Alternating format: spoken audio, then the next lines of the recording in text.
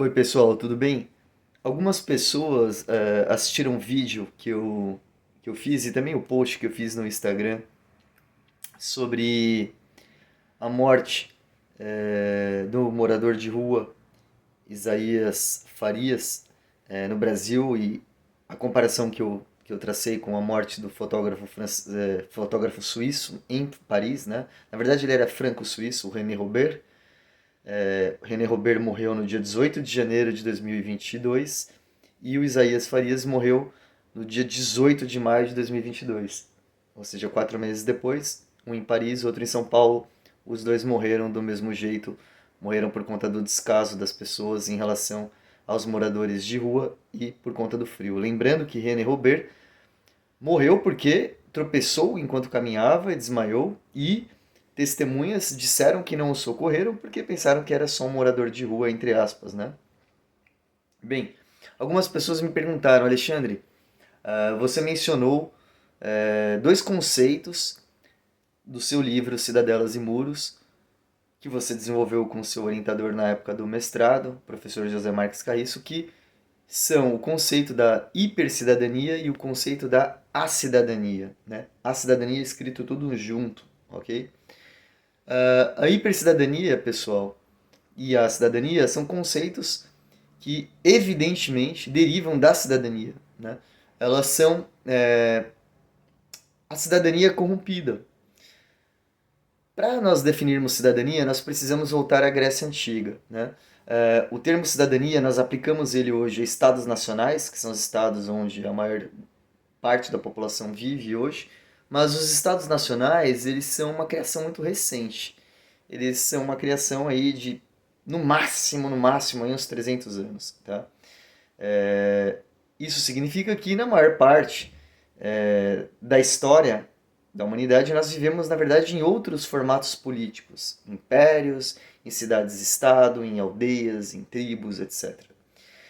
E um formato muito importante é o formato da cidade, né? A cidade-estado, que seria a polis dos gregos.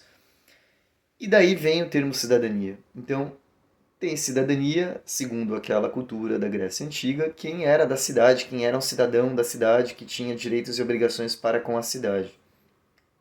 E, trazendo esse conceito para hoje em dia, tem cidadania quem nasce em um determinado Estado nacional, novamente com direitos e obrigações perante aquele ente de direito público que é o Estado Nacional.